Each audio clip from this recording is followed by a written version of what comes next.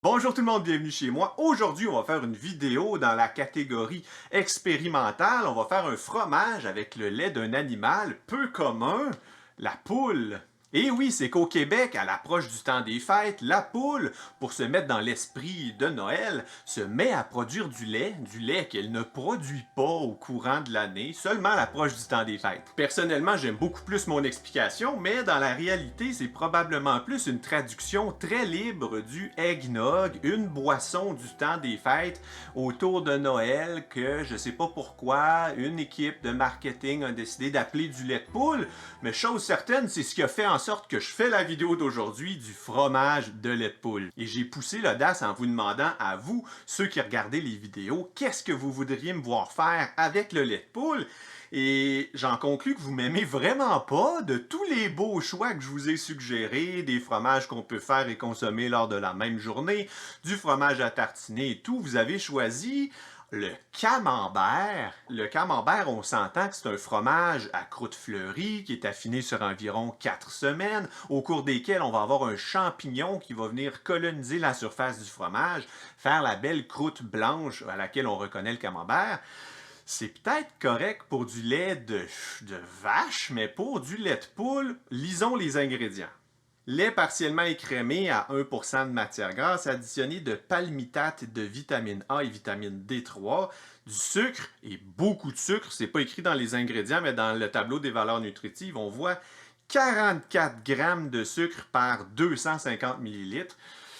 Pour référence, dans une boisson gazeuse qui est pour moi la chose la plus sucrée du monde, on a seulement, et c'est pour une canette de 350 millilitres, 43 grammes de sucre. On a donc environ 30-40% plus de sucre dans le lait de poule que dans une boisson gazeuse. Vous vous en doutez, on a plein d'autres ingrédients que je me risquerai même pas à prononcer le nom, mais on a aussi, et c'est ce qui me fait peur, des jaunes d'œufs congelés.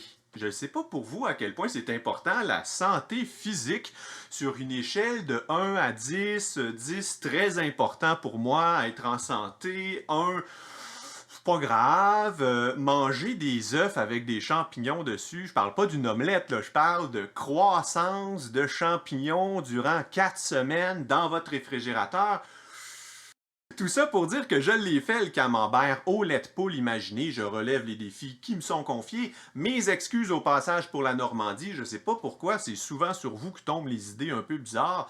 Votre emblème national, au lait de poule, il n'y a pas de limite. Mais bon, comprenez que pour ma santé physique et mentale, je n'affinerai pas ce fromage sur 4 semaines. Je l'ai fait hier, avant-hier. Je vous montre à l'instant la recette. La recette d'aujourd'hui est basée exactement sur celle du camembert que vous allez trouver sur la chaîne. À une différence près, j'utilise, oui, du lait de poule au lieu du lait de vache. Et comme il y a très peu de gras dans le lait de poule, j'ai ajouté de la crème pour atteindre un mélange à environ 4% de taux de matière grasse. Vous me voyez ajouter plein d'ingrédients, ce sont les mêmes que dans la recette du camembert. Du chlorure de calcium, des cultures bactériennes, de la présure.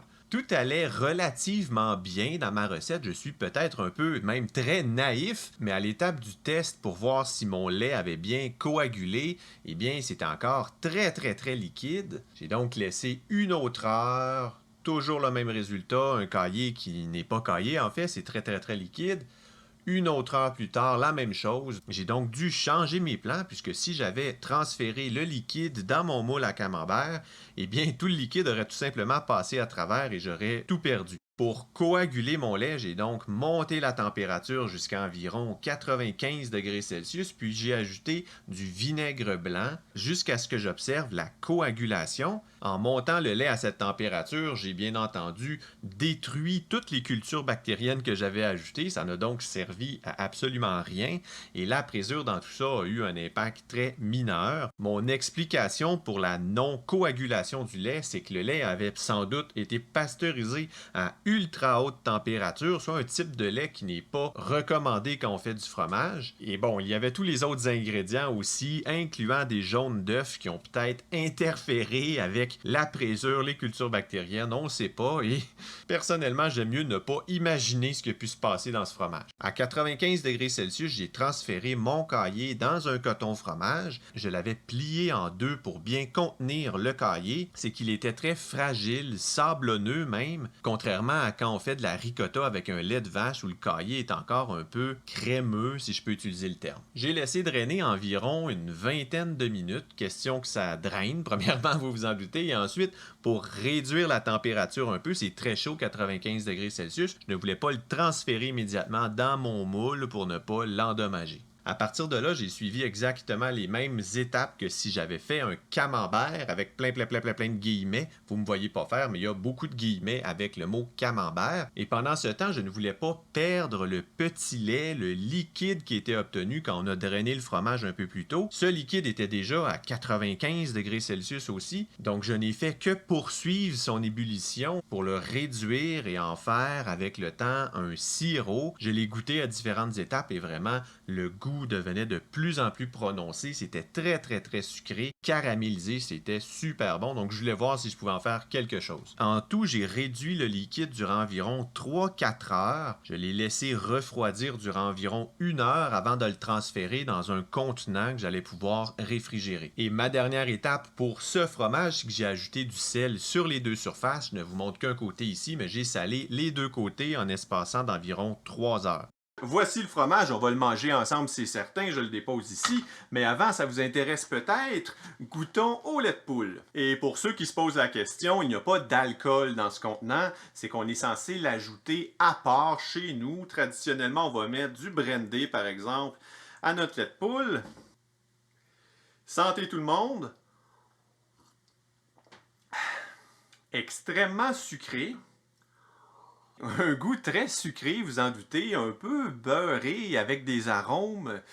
En fait, pour moi, Canadien, ça goûte le lait de poule. Je sais que pour peut-être des gens en Europe, ça vous dit absolument rien, mais venez faire un tour au Canada, puis prenez un lait de poule à ma santé lors de votre prochain voyage. Et l'autre sous-produit du lait de poule, dont je peux sans doute me vanter d'être l'inventeur, parce que quand on y pense, à travers tous les milliards d'êtres humains qui ont traversé la planète depuis l'aube des temps, combien ont obtenu du petit lait, du lactosérum de lait de poule? Sans doute pas beaucoup, et qui ont pensé à le faire réduire en sirop pour accompagner son fromage au lait de poule. Un seul, et c'est moi.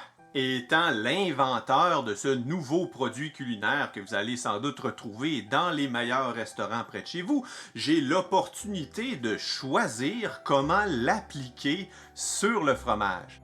M'octroyant ce privilège et imaginant la magnifique photo de miniature de vidéo que ça pourrait faire, je vais appliquer le coulis directement sur le fromage qui est sur son tapis d'égouttage, qui est sur son faux fond de bac de maturation, sur une planche en bois. Donc c'est comme ça que vous devez le manger si vous trouvez ça dans les restaurants près de chez vous. Autrement, ce n'est pas authentique.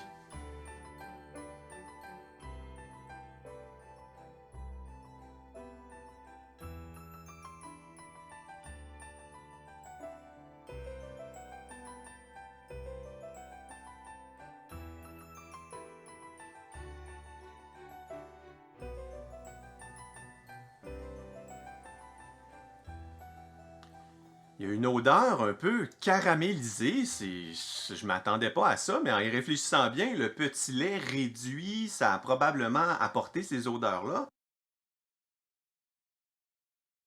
La texture, c'est intéressant, ça s'apparente un peu à celle d'une ricotta qu'on aurait moulée, légèrement pressée, et un peu un entre-deux avec aussi gâteau fromage un peu. En fait, ça me fait beaucoup penser à un gâteau au fromage, sans l'aspect un peu plus crémeux, riche. On n'a pas tant de gras que ça dans notre recette. Je vais essayer un morceau sans coulis. La pâte du fromage est très peu sucrée, ce qui est surprenant. C'est comme si, en cours de recette, le sucre aurait dit « bye bye fromage » et se serait transféré uniquement dans son petit lait qu'on a récupéré pour faire le coulis. Donc, si jamais, je ne sais pas pourquoi vous feriez ça à la maison, vous faites la recette, conservez le petit lait, faites-en une réduction. J'espère que ma version gâteau au fromage plutôt que camembert vous satisfasse.